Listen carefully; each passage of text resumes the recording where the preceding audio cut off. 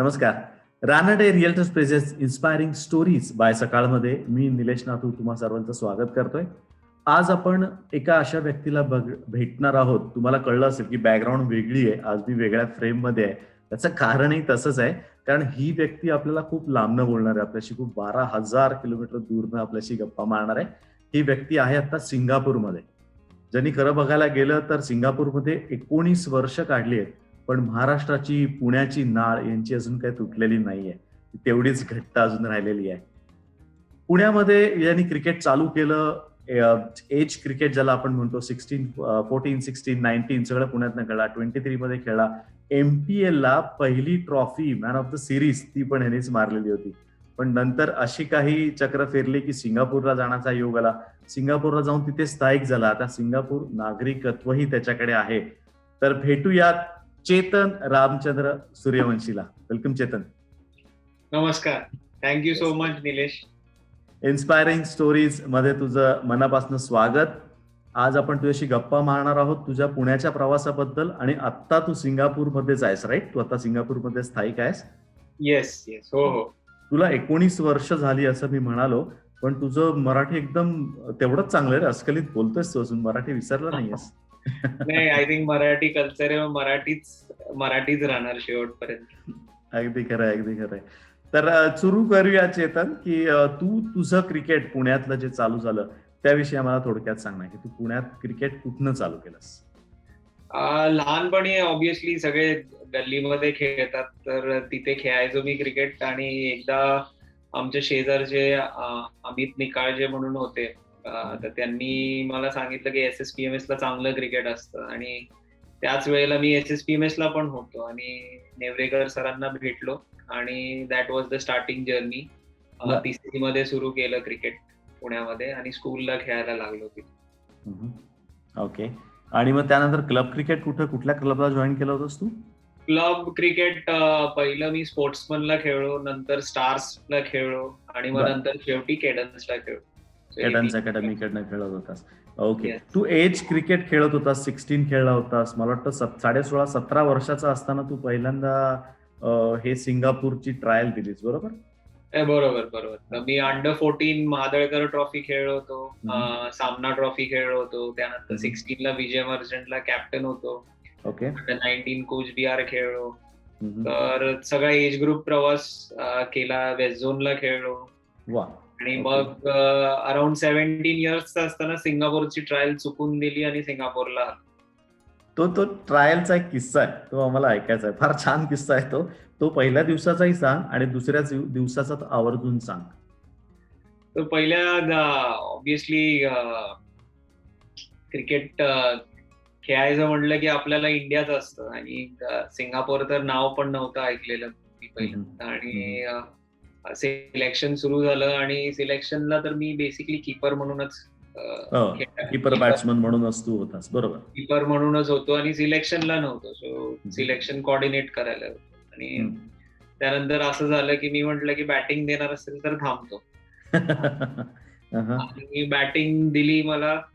आणि जनरली तुम्ही सिलेक्शनला असल्या की खालून खेळता आणि डिफेन्स जास्त करता, पण माझी आयडिया मी सिलेक्शनलाच नव्हतो. तर मी पहिल्या बॉल बसणं अटॅकिंग खेळत आणि काही टेन्शन नाही मारत सुटलो होतो. आणि अराउंड मी 12-13 सिक्सर्स मारले. आणि ब्रेंडन कुरुप्पू त्यावेळेस हे होते, सिलेक्टर्स होते. ना पहिल्याच ह्याच्यात आवडलं आणि ते म्हटले की ह्या मुलाला न्यायचंय. म्हटलं अरे. पण म्हणजे तू असं खेळायचं कारण काय? कारण तुला तुझ्या घरच्यांनी सांगितलं होतं तुला इंडिया खेळायचं, इंडियामध्ये खेळ, कुठे सिंगापूरला जातोस किंवा महाराष्ट्राचं क्रिकेट बंद होईल, हे कारण होतं का त्यामागचं? बरोबर. आय थिंक सिंगापूर पहिलं तर माहित पण नव्हतं की सिंगापूरला फर्स्ट टाइम आलो मी त्यावेळेस गरम कपडे घेऊन गेलो होतो की तिथं स्नो पडत असेल किंवा थंडी असेल. पण ते अजूनही पडतं. 19 वर्ष झाले. अजूनही ते स्वेटर तसेच आहेत का? पॅक पीस एकदम काढलेलेच नाहीयेत? तसेच. आता 2 दिवस पाऊस झालाय तर टेम्परेचर 22 वर आले. मग आम्ही प्रयत्न करतो की अरे गरम कपडे घाला. फॉर अ चेंज AC बंद करत असाल तुम्ही, जर आज फॅन मध्ये झोपू असं काहीतरी. पण तुला दुसरा दिवस मला तुझ्याकडनं ऐकायचा आहे. ज्या दिवशी पहिल्या दिवशी तुझं शॉर्टलिस्ट झालं होतं ना, दुसऱ्या दिवशी काय घडलं होतं? तू गेला का नव्हतास सिलेक्शनला गेलाच नव्हतास तू. ऍक्च्युली मला कळलं की आता सिलेक्शन तर होणार आहे आणि मला बेसिकली जायचं नव्हतं, सिलेक्शन जायचं नव्हतं. आणि सीन असा झाला की मी सांगितलं आजी आजारी. ते अनिल कलेवार सर होते त्यावेळेस, सिंगापूरचीच होते, पुण्याचे होते ते.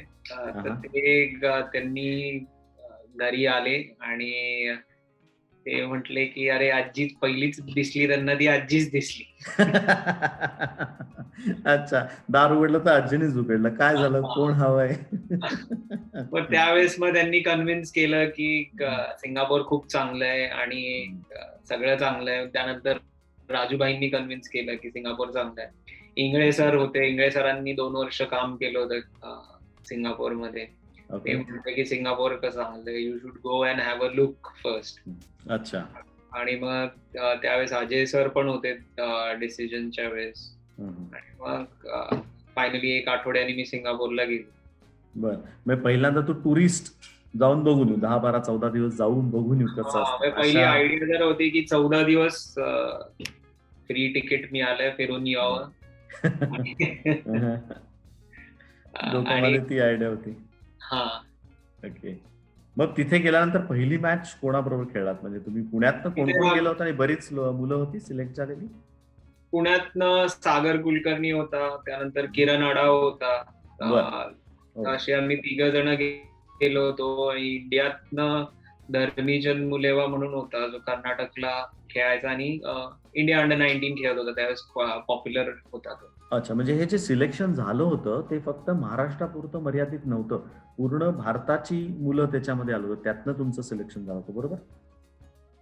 बरोबर. वा, व्हेरी गुड. म्हणजे त्यांचा क्रायटेरिया होता की त्यांचा एज ग्रुप क्रायटेरिया होता की 18 years to 23 ज्यांना इंग्लिश बोलता येतं आणि they have played a decent level of cricket, ते एलिजिबल होते सिलेक्शन. ओके. मग तिथे जाऊन पहिली मॅच कोणाच्या बरोबर खेळलात तुम्ही? पहिली मॅच आम्ही खेळलो सिंगापूरच्या अगेन्स्ट खेळलो. सिंगापूरची त्यावेळेसची जी टीम होती त्यांच्या अगेन्स्ट, त्यांची नॅशनल टीम होती, म्हणजे नॅशनल टीम होती. बरं, ओके. तर ती 50 ओव्हरची मॅच होती. आमच्या बरोबर अंडर 19चे आणि 16चे प्लेयर्स होते. अच्छा. जे मॅच खेळत होते. आणि पहिल्या मॅचला सिंगापूरने आय थिंक 254 वगैरे केला 50 ओव्हर मध्ये. बर, अच्छा अच्छा. आणि ते विकेट खूप छान होतं. 254 सिंगापूरच्या प्लेयर्सला वाटलं की त्या रिजन मध्ये, कारण साऊथ ईस्ट एशियामध्ये तुम्ही 190-180 रन केले की तुम्ही आरामात जिंकले, असं पुष्कळ होता. अच्छा, हा, त्यांच्याकरता तो ॲटपार स्कोर होता. हा, आणि ते रिलॅक्स्ड होते. आणि तो स्कोर आम्ही आता फ्रेश इंडियातनं नवीन आणि चांगलं क्रिकेट खेळलेले, आम्ही तिथे गेलो 24 ओव्हर मध्ये आम्ही ते 254 केले. तुम्ही 24 ओव्हर मध्येच मॅच संपवली होती त्यावेळेस? अरे बापरे. पहिली मॅच होती. सागरनी भरपूर मारले. मी 150 वगैरे नॉट आउट केला होता. 150 केलास तू पहिल्याच मॅचला? पहिल्याच मॅचला. बर, ओके. मग त्यानंतर ती जर्नी सुरू झाली आणि त्यानंतर परत असं झालं की त्यांच्या टीमचं 4 वर्षानंतर कॅप्टन झालो आणि ऑलमोस्ट 10 ते 15 वर्ष कॅप्टन होतो मी त्यांचा. वा, सिंगापूर तू लीड केलं. पुण्यातनं जाऊन सिंगापूरची टीम तू आज लीड केली. पुणेकरांसाठी अभिमानाची गोष्ट नक्कीच आहे. पण मला सांग, पहिल्यांदा तू गेलास त्यावेळेस मग तुला कुठल्या प्रकारचा व्हिसा मिळाला होता? काही रूल्स होते त्यावेळेस असे? मग तू सिंगापूर रिप्रेझेंट कसं करू शकलास?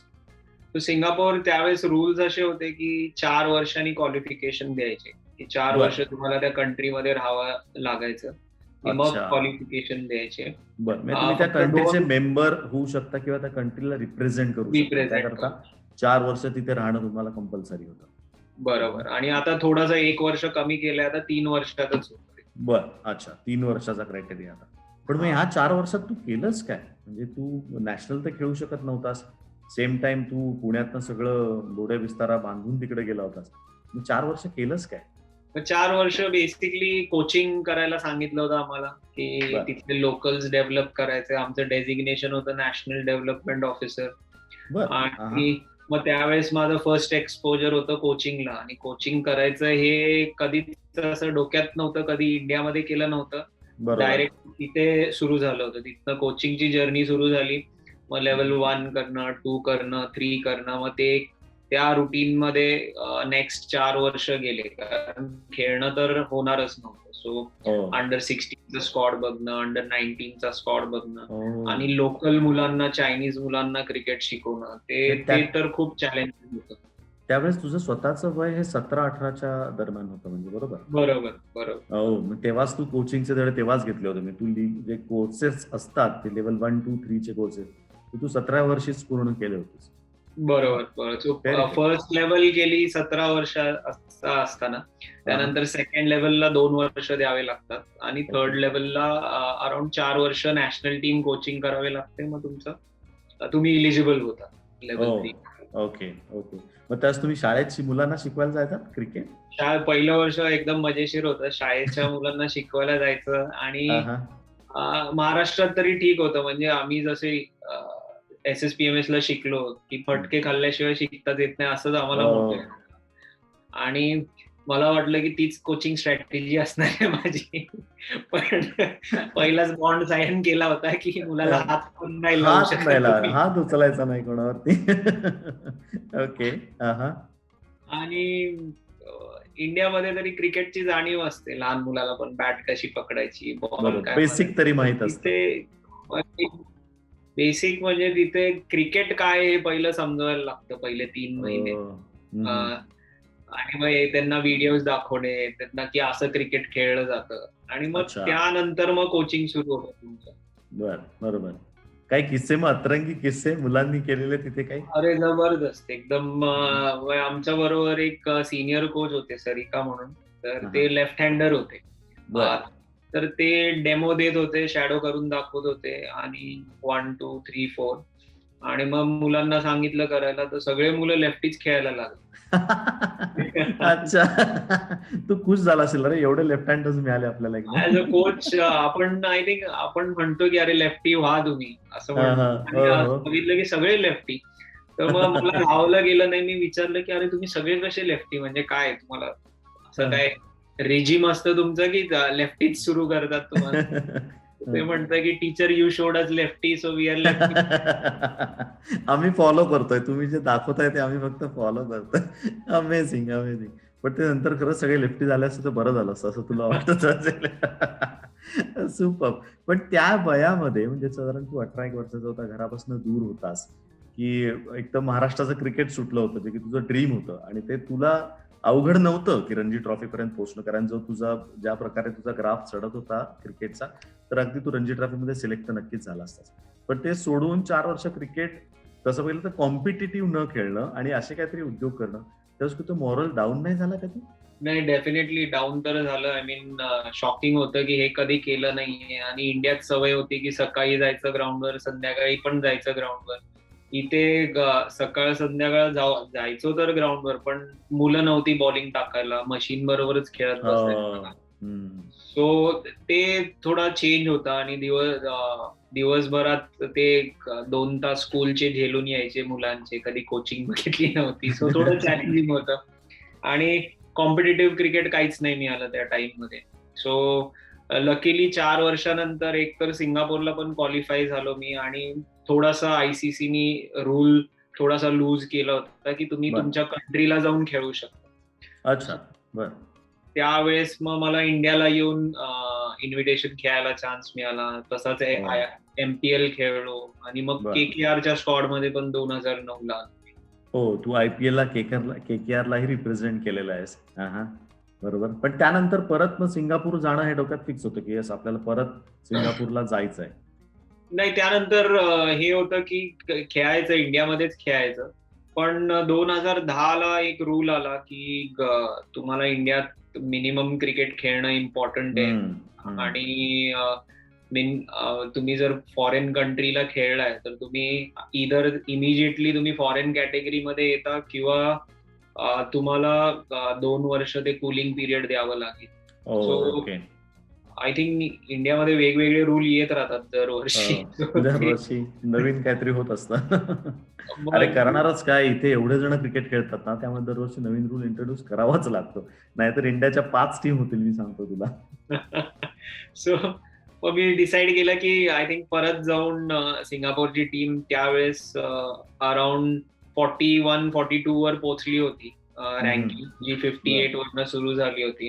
आय थॉट की यांनाच वर घेऊन जाऊ, go with them.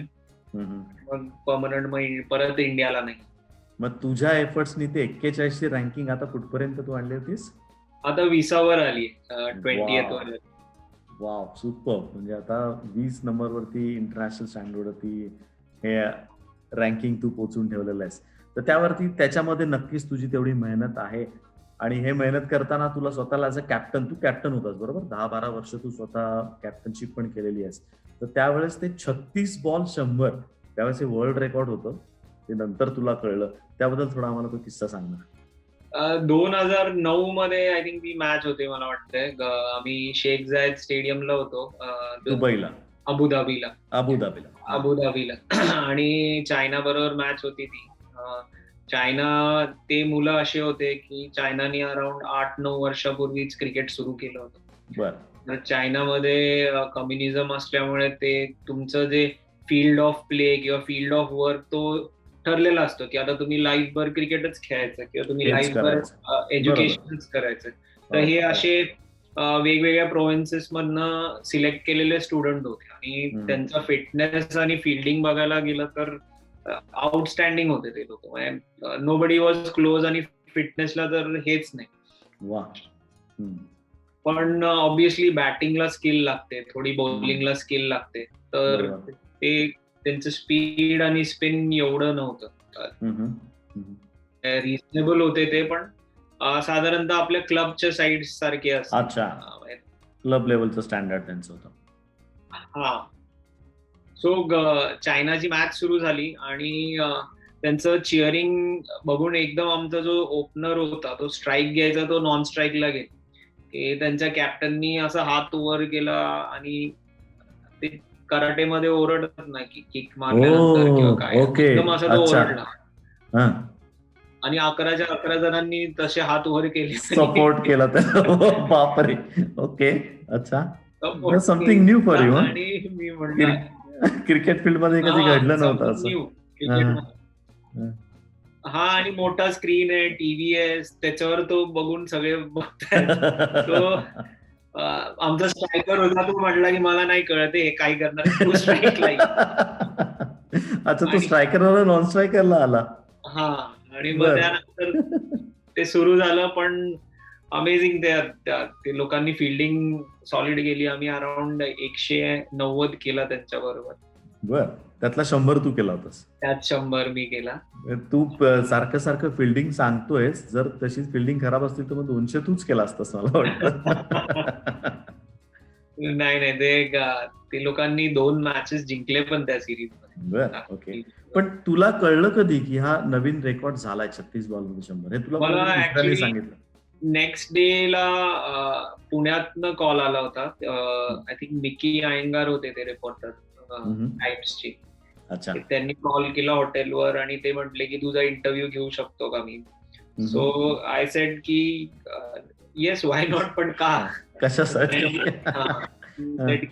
You scored 36 ball 100 केलाय, तो इंटरनॅशनल रेकॉर्ड आहे.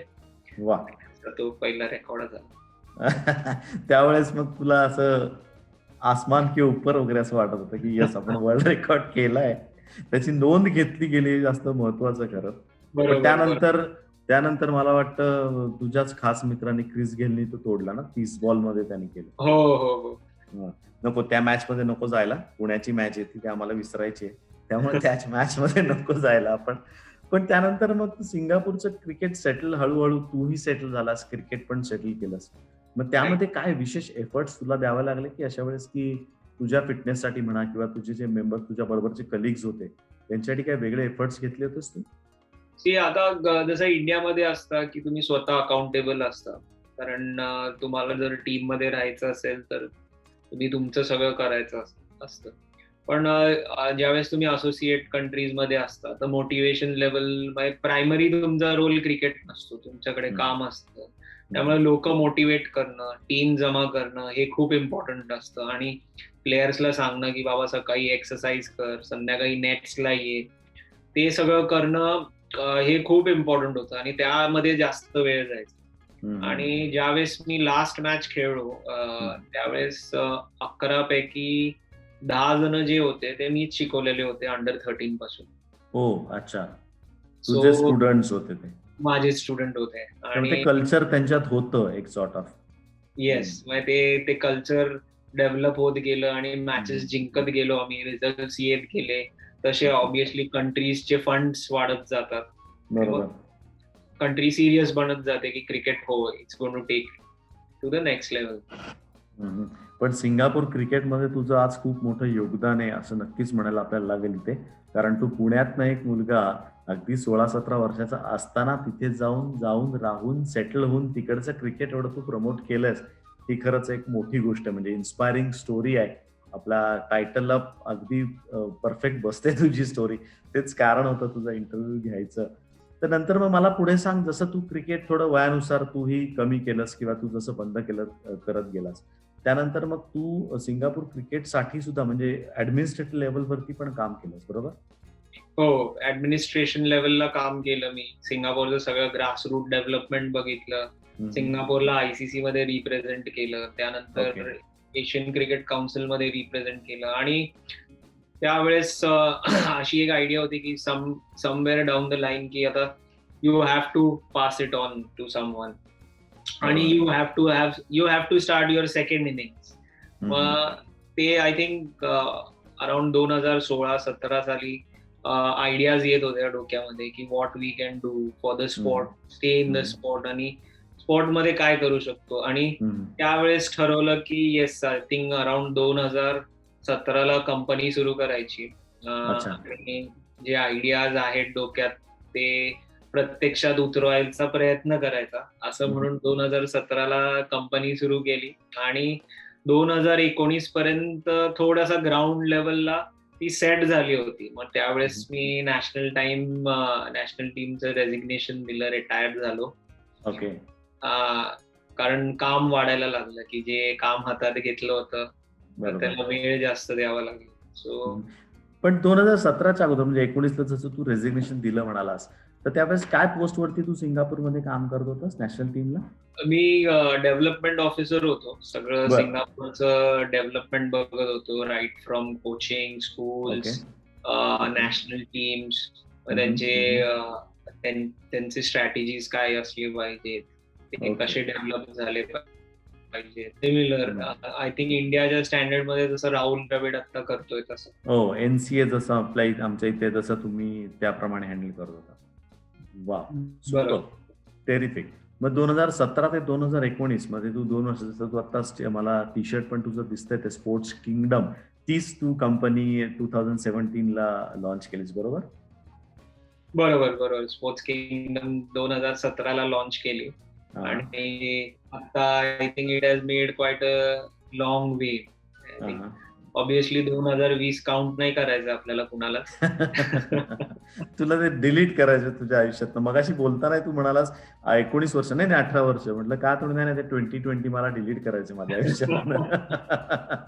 नाही, पण तरी एक वर्ष म्हणून ते खरं सांगायला गेलं तर ते 2020नी जे आपल्याला शिकवलंय ना, ते आजपर्यंत जगात कोणीही शिकवलेलं कोणालाही शिकवूही शकणार नाही. एवढ्या गोष्टी लोकांना त्या 2020 शिकवून गेलेलं आहे. पण तू जे तुझे कंपनीबद्दल बोलत होता स्पोर्ट्स किंगडम, तर सर्वात पहिले नाव कुठनं डोक्यात आलं? किंगडम, आपलं स्वतःच एक किंगडम असं, म्हणजे तसं राजा रजवाडेचं नाव जे काही दिलेलं आहे, तर ते कुठनं डोक्यात आलं की स्पोर्ट्स किंगडम? आय थिंक की लहानपणापासून शिवाजी महाराजांना फॉलो केलंय आणि मराठ्यांचा इतिहास तर सारखाच असायचा घरात, कारण माझे वडील फुल फॅन होते इतिहासाचे. आणि किंगडम आणि आपलं स्वतःचं राज्य असलं पाहिजे, स्वराज्य असलं पाहिजे, त्या टाइप्सचे ते विचार नेहमी होते. आणि मग मी म्हटलं की आता जर कंपनी सुरू करायची आहे तर कसलं राज्य करणार आहे आपण? स्पोर्ट्स राज्य करणार आहे, तसं ते नाव आलं. टेरिफिक. आजपर्यंत कधी हा विषय आपला झाला नव्हताच, नावाविषयी, पण चांगला इनपुट मला ह्याच्यातनं मिळालेलं आहे. पण मग त्यानंतर कोण कोण जुडत गेलं आणि अशी ही कंपनी, आज आपण त्या कंपनीकडे येणार आहोत, तर सुरू झाली त्यावेळेस किती जण होती, मग ते कसं ग्रो होत गेलं पुढे? सो आय थिंक ते ग्रँड विजन तर हेच होतं की स्पोर्ट्स जे मेजर स्पोर्ट्स आहेत वर्ल्ड मधली, ते एका प्लॅटफॉर्मवर कनेक्ट करणं हे मेन विजन होतं. आणि त्यासाठी स्टार्ट सेशा म्हणून आहे, जो CTO आहे आमचा, तो बेसिकली त्यांनी Amazon मध्ये काम केलंय, मायक्रोसॉफ्ट मध्ये केलंय, आणि IT चं जे नॉलेज म्हणतात ते भरपूर त्याच्याकडे आहे. तर त्याला मी ही आयडिया शेअर केली की आपण एखादा ऍप बनवू, आणि त्या ऍप मध्ये whether it's coaches, whether it's facilities, whether it's store, आणि whether it's knowledge sharing about the game, हे एका जागेवर असलं पाहिजे. त्या उद्देशाने आम्ही हे सुरू केलं. आणि त्यानंतर फर्स्ट आम्ही अराउंड 20 कोचेस हायर केले क्रिकेटसाठी प्लॅटफॉर्मला, आणि ते प्लॅटफॉर्मवर एनरोल केलं. आणि अराउंड 3 महिने ते चालवलं. अराउंड आम्हाला एक 27-28 बुकिंग झाले. मग लक्षात आलं की बुकिंग्स जर यायचे असतील तर you have to go to the ground level. तुम्हाला अकॅडमी किंवा ग्रासरूट मध्ये तुम्हाला काम करावं लागेल. त्यावेळेस तुमचं हे ऍप्लिकेशन सक्सेसफुल होऊ शकतं, किंवा त्यावेळेस लोकांना तुमच्याबद्दल माहिती होईल आणि तुमचं प्लॅटफॉर्म वाढू शकतं. आणि जर 20 क्रिकेटचे कोचेस असतानाच MS धोनीचं प्रपोजल आलं आमच्याकडे की तुम्ही आमची अकॅडमी रन करता का सिंगापूरला. अच्छा. आणि त्यामध्ये आम्हाला पण आयडिया होती की आम्ही पण अकॅडमी करणार आहे, की ग्रासरूटला जर जायचं असेल तर अकॅडमी करावी लागते. बरोबर. So we took MS Dhoni academy. आम्ही त्यांच्याबरोबर ऑपरेशन सुरू केले. आणि त्यानंतर मग ही आयडिया मी प्रशांत बरोबर शेअर केली, जो आमचा स्ट्रॅटेजिक ऑफिसर आहे आता. सो ही सेड की रोहित इंटरेस्टेड असेल याच्यामध्ये, तर why don't you come down आणि शेअर युअर थॉट्स, आपण बसून बोलू. हिटमॅन रोहित शर्मा. आणि त्याच टाइम मध्ये मी परागला पण एक आयडिया शेअर केली होती. तर पराग त्यावेळेस आय थिंक HP मध्ये की डेल मध्ये चांगले काम करत होता. तर तो त्यांनी काही विचार न करता तो म्हटला काढ माझं पण तिकीट. आम्ही लगेच सकाळी बसलो फ्लाईट मध्ये, सकाळी डिसाईड केलं, आणि संध्याकाळी मुंबईत बसून 4 तास अकॅडमी बद्दल बोललो की कशी आम्हाला अकॅडमी करायची, कसं. पराग पण आपल्या शो मध्ये येऊन गेला, त्यांनी हा किस्सा सांगितला होता. तुम्ही खूप 6-7 तास त्याच्याशी गप्पा मारत होतात तिकडे, आणि तिथे अप्रूव्ह करूनच घेऊन आलात तिकडे मुंबईत. राईट. तर मला वाटतं 3-4 वाजेपर्यंत बसलो होतो सकाळी आम्ही, आणि ते अप्रूव्ह झालं. आणि नेक्स्ट डे सिंगापूरला येऊन आम्ही क्रिक किंगडम हे एक्सपॅन्ड करायचं कसं करायचं ह्याच्या मागे सुरू झालं. पण क्रिक किंगडम हे स्पोर्ट्स किंगडमची एक ब्रांच आहे, राईट? म्हणजे sports kingdom is your mother company. बरोबर. आणि त्याच्या मधले त्याच्या ब्रांचेस जे आहेत ते क्रिक किंगडम आहे. अजून काय काय ब्रांचेस आहेत तुमच्या? आता लास्ट वीक मध्ये आम्ही लॉन्च केली फुटबॉल किंगडम. ओके. प्रत्येक, मला वाटतं जपानमध्ये टेनिस अकॅडमी पण, जपानमध्ये टेनिस किंगडम पण. म्हणजे आता काय, टेनिस झालं, फुटबॉल झालं, क्रिकेट झालं, what is next is badminton kingdom. Okay. म्हणजे असं ते शिवाजी महाराज जसं म्हणत होतं ना की मला समुद्रातलाही किल्ला पाहिजे, मला मावळातलाही पाहिजे, मला इकडचाही पाहिजे, तसं तुझं किंगडम आता तू वाढवतोयस का हळूहळू? बरोबर. नाही, आय थिंक सगळ्यांचंच किंगडम असणार आहे ते, कारण सगळ्यांनाच त्यातनं व्हॅल्यू ऍडिशन मिळणार आहे. Basically whether it's from employment side किंवा whether it's as a player, तर सगळ्यांनाच ते व्हॅल्यू ऍडिशन करेल अशी एक आयडिया आहे. आणि तसं आम्ही त्याला डिझाईन करत चाललो, तशा सिस्टम्स लावत चाललो. पण जसं तू परत आता म्हणजे बऱ्याच वेळा तुमच्या बोलण्यात सिस्टम हा शब्द बरेच वेळा मी ऐकतो. तर तुम्ही जसं तू स्वतः क्रिकेट खेळलायस, पण तेवढ्याच फ्लुएंटली तू तेवढ्याच अगदी नजाकतपणे फुटबॉल अकॅडमी पण तुम्ही चालवता, तेवढ्याच चांगल्या प्रकारे टेनिस अकॅडमी पण चालवता. त्यामुळे स्पोर्ट्सची एक सिस्टीम तुमच्या डोक्यात कुठे आहे की ही अशी सिस्टीम पाहिजे तर तुम्ही कुठच्याही प्रकारचं स्पोर्ट्स खेळू शकता, असा काही तुम्ही अभ्यास त्याच्यामध्ये केलाय का? बरोबर. आय थिंक कुठलीही अकॅडमी असेल, वेदर इट्स क्रिकेट, फुटबॉल किंवा टेनिस, सगळ्यात महत्वाचं असतं की तुमचे कोचेस, कारण ते तुमचे ड्रायव्हर्स असतात, की ते लोकांना शिकवणार असतात. तर त्यांचं ट्रेनिंग तुम्ही किती चांगलं करून घेता, त्यांचं ते लोक किती सिस्टमला हे आपल्यात सामावून घेऊ शकतील, अडॉप्ट कसं चांगलं करतात. कसे करतील. तर ते खूप इम्पॉर्टंट गोष्ट आहे. सो ज्यावेळेस आम्ही फुटबॉल करायचं ठरवलं, त्या आम्ही डेव्ह म्हणून एक बार्सिलोनाला खेळायचा प्लेयर, तर त्याचे इंटरव्ह्यूज घेतले, अराउंड 2 महिने इंटरव्ह्यूज घेतले, अंडरस्टँड केलं की त्याला सिस्टम माहिती आहे का. कारण तुम्ही प्लेअर चांगला असू शकता आणि पण कोच असू शकता का नाही हे एक्झॅक्टली, सांगता येत. It's not necessary. If a good player should be a good coach. खरं आहे. आणि तुम्ही नॅशनल टीमचा कोच चांगला असू शकता, पण डझंट मीन की तुम्ही ग्रासरूटचा कोच चांगला बनू शकता, कारण हे टोटली डिफरंट आहे. बरोबर.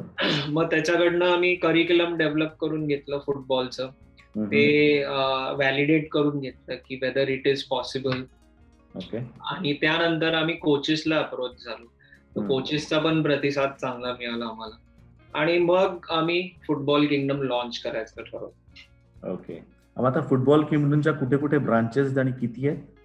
फुटबॉलचा सिंगापूरमध्ये 1 ब्रांच सुरू केली आता, ओके. आणि इंडियामध्ये 8 ब्रांचेस साईन केले. ओके. हे कोविडमुळे फक्त तुम्ही लॉन्च करायचं मला वाटतं मागे आहे का ती गोष्ट?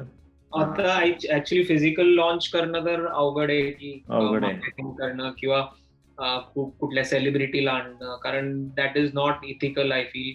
बरोबर. You are going to gather crowd. So आम्ही ते लॉन्चेस बंद केले. ओके. ओके. पण तुम्ही 8 ब्रांचेस इंडियामध्ये आता साईन केलेल्या आहेत, जे की चालू होतील. बरोबर. राईट. आणि सिंगापूरमध्ये ऑलरेडी एक झालेली आहे तुमची ब्रांच. येस. आणि टेनिस किंगडम विषयी काय सांगतील? त्याचं कसं प्रोसेस आहे? टेनिस किंगडम आता सध्या फक्त आम्ही बुकिंग सिस्टम सुरू केली आहे, की टेनिस तुम्ही जपानमध्ये, फक्त आता जपानमध्येच आहे की तुम्हाला जर टेनिस कोर्ट्स बुक करायचे तर ते आमच्या प्लॅटफॉर्मवर जाऊन तुम्ही बुक करू शकता. कारण टेनिसमध्ये आणि बॅडमिंटन मध्ये अजून आम्हाला ते मिळाले नाहीयेत लोक. सो एकदा करिक्युलम वर कॉन्फिडन्स आला, एकदा कोचेस ट्रेनिंग वर कॉन्फिडन्स आला, तर आय एम शुअर की आपण त्याला नेक्स्ट पुढे जाऊ. अगदी खरं, अगदी खरं.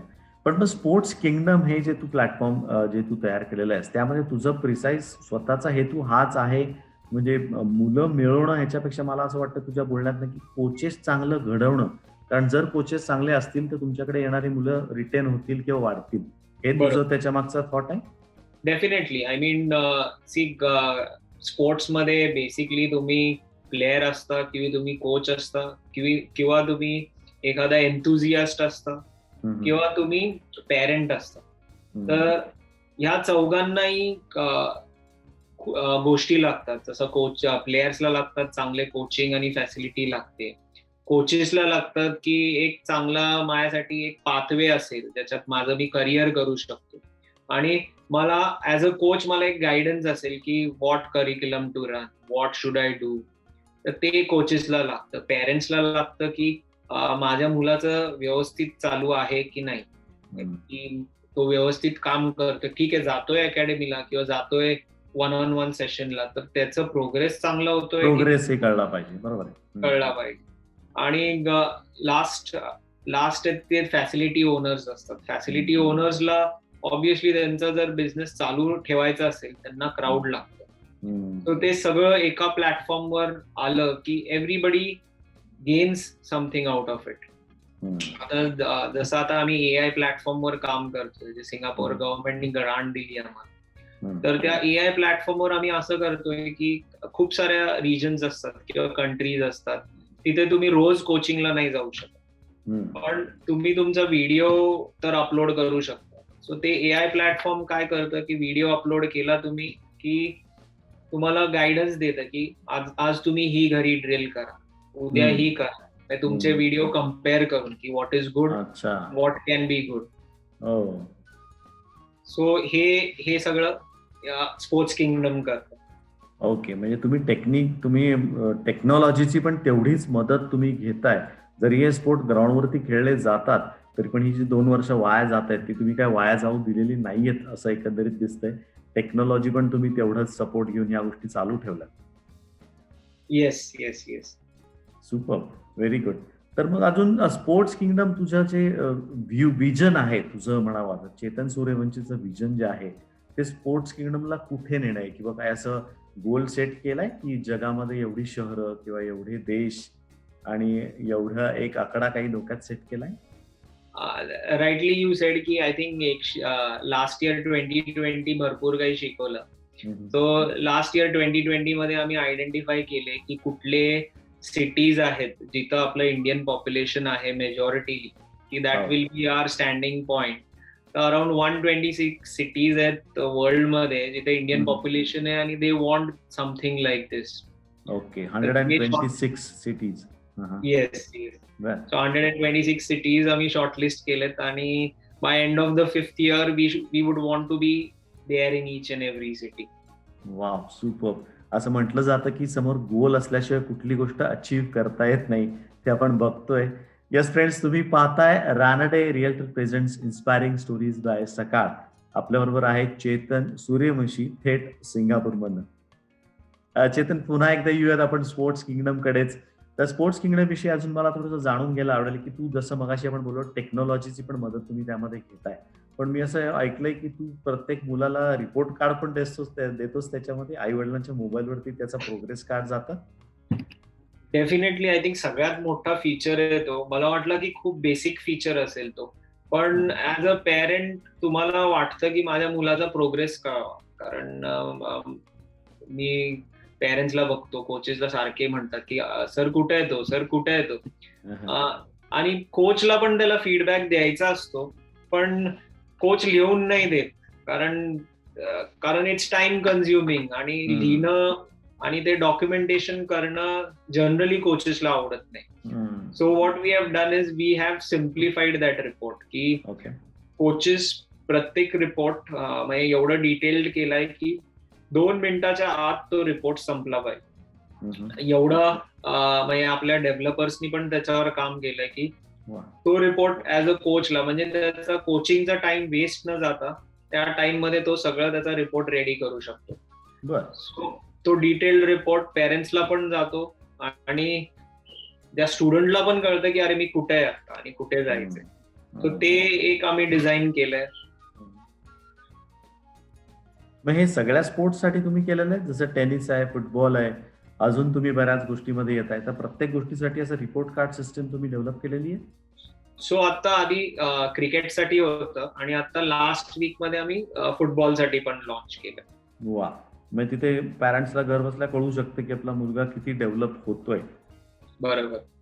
याच्यामध्ये असं काही एक ही गोष्ट खरं म्हणजे तुझ्याशी मी शेअर करू शकतो, कारण इतर जे कोचेस असतात त्यांना असं पण म्हणू शकत नाही किंवा ते सांगतच नाहीत, कारण की हा मुलगा is not meant to play this sort of sport. याने दुसरीकडे कुठेतरी नशीब आजमावावं किंवा दुसरं काहीतरी ट्राय करावं. तर हे सांगणं किंवा हे पॅरेंट्स पर्यंत पोहोचवणं याने सोपं होईल असं तुला वाटतंय? आय थिंक ती नेक्स्ट स्टेज आहे. ते नेक्स्ट स्टेज आम्ही ते किड्स किंगडम मध्ये करणार आहे की generally age group from age group 5 to around 9 त्यामध्ये तुम्हाला कळतं की कुठला स्पोर्ट तुम्ही घेतला पाहिजे. अच्छा, म्हणजे 4 वर्षापासून तुम्ही मुलाला तुम्ही चॉईस त्याचा कल कुठे आहे तसं बघायचं तुम्ही. वा, फार छान. राईट. सो ते कारण त्यामध्ये आम्ही मुलांना सगळे स्पोर्ट्स खेळवणार की पुढे हे पण ट्राय कर, हे पण ट्राय कर. आणि त्या क्लासेसनी काय होणार आहे की त्यांची आवड निर्माण होणार आहे सगळ्या स्पोर्ट्ससाठी. आणि after end of the 9th year or 10th year they can decide and coaches can give them a feedback ki this sport he looks good, he should continue doing that. Wow, okay. आणि अशी players आहेत येतील जसे years आहे, cricket पण खेळतो आणि तेवढा सांगतो आय थिंक हे पण खेळतो, मला वाटतं रग्बी पण खेळतो छान. सो हे त्यांना पेरेंट्सला ते गाईडलाईन मिळेल आणि गायडन्स मिळेल. ओके, फार सुंदर गोष्ट, ही चांगली गोष्ट आहे की लहान मुलंच म्हणजे बाळाचे पाय पाळण्यात पाहिले जातात, जी म्हण आहे जुनी. येस, आपण बऱ्याच गप्पा मारल्या स्पोर्ट्स किंगडम बद्दल, बऱ्याच गोष्टी जाणून घेतल्या, पण शेवटी जाता जाता मला तुला एक प्रश्न असा विचारायचा आहे की जी नवीन मुलं आहेत ज्यांना असं जसं तुझं इन्स्पिरेशन घेऊन त्यांना दुसऱ्या कंट्रीत कुठल्या सेटल व्हायचं असेल, बरेच ऑप्शन आता ओपन झाले. जर्मनीमध्ये क्रिकेट येत आहे, अब्रॉड बऱ्याच गोष्टी बऱ्याच ठिकाणी जपानमध्ये येते जसं तू म्हणालास. तर ती एक मुलं आहेत की ज्यांना दुसरीकडे जाऊन राहून क्रिकेटमध्ये करिअर करायचंय, किंवा स्पोर्ट्स किंगडमच्या माध्यमातून कोचेस जसे तुम्ही नवीन नवीन तयार करताय, तर त्यांच्याकरता त्यांना तू जर काही एक टिप द्यायची झाली, तुझ्या तुझ्या दृष्टीने जर एक संदेश द्यायचा असं झाला, तर काय सांगशील त्यांना? अर्थात 105 कंट्रीज आता क्रिकेट खेळतायत आणि जॉब ऑपॉर्च्युनिटीज तर भरपूर आहेत. पण असोसिएशन्सला नुसतं क्रिकेटर म्हणून हायर करणं डिफिकल्ट जातं, कारण विसाच मिळत नाहीत मेजॉरिटी कंट्रीज. तो जर कुठल्याही प्लेयर्सकडे जर डिग्री असेल, लेवल 1 कोचिंगची degree in the sense coaching certification असेल लेवल 1 किंवा लेवल 2चं, तर त्यांना विसाच करणं सोपं जातं आणि मग त्या कंट्रीला हायर करणं पण सोपं जातं. सो ते खूप इम्पॉर्टंट झालंय certification from the government stand as well as, आणि सर्टिफिकेशन करतं तुम्हाला सेटल समवेअर. आणि coming to sports kingdom, definitely स्पोर्ट्समध्ये लाईक कोचेस जे इंडियामध्ये आहेत आणि इंडियामध्ये जे डिसिप्लिन आहे कोचिंगचं ते अमेझिंग आहे. आता we already have place 2 coaches from India बाहेरच्या कंट्रीजमध्ये. सिंगापोर झालं, जपान झालं. तो बाहेर डेफिनेटली वॉन्ट आहे, कारण आपल्या रक्तामध्येच डिसिप्लिन आहे आणि मेहनत करायची ताकद सगळ्यांमध्ये असते. सो तुम्ही स्वतःला एज्युकेट केलं आणि स्वतःला फ्युचर बघितलं ॲज अ कोच, किंवा it can be in sports also, तर डेफिनेटली बाहेर आणि स्पोर्ट्स किंगडम मध्ये देर is lot of requirement. Super. म्हणजे तुला म्हणायचं की करिअर ऑपॉर्च्युनिटी म्हणून हे तुम्ही बघू शकता. स्पोर्ट्स किंगडमचे वेगवेगळे तुम्ही कोर्सेस जॉईन करून सर्टिफिकेशन घेऊन स्पोर्ट्स किंगडम सुद्धा कुठे प्लेसमेंट अशा टाइप्स करते, असं तुमच्याकडनं काही आहे असं तुमच्या डोक्यात काही? कोचिंग मध्ये तर डेफिनेटली डेफिनेटली प्लेसिंग, कारण आपली स्वतःचीच कंपनी असल्यामुळे we require lot of coaches. Coming to umpiring आणि कमेंट्री, यामध्ये ऑब्विसली वी हॅव लिंक्स. जसा आपला एक कमेंटेटर तेलुगूसाठी करतोय commentary for Star Sports, and other one is you, नाव you are interviewing me. So opportunities तर भरपूर आहेत आणि there is lot of requirement. So ह्या डिग्रीज किंवा ह्या सर्टिफिकेशन्स आधी अवेलेबल नव्हते, आणि ते असल्यामुळं that adds value to your resumes किंवा ads value to your personal growth as well. आता नवीन मला तर स्ट्रेंथ अँड कंडिशनिंग मध्ये पण तुम्ही आलात. त्याच्यानंतर इतर गोष्टी आहेत की आहार कसा असावा, आहार तज्ञ सुद्धा होऊ शकतो स्पोर्ट्स किंगडम मध्ये, त्याबद्दल थोडं सांगा, ते नवीन जे कोर्सेस आहेत. आता स्ट्रेंथ अँड कंडिशन आता खूप इसेन्शियल झाले, कारण गेम्स आता शॉर्ट असतात आणि हे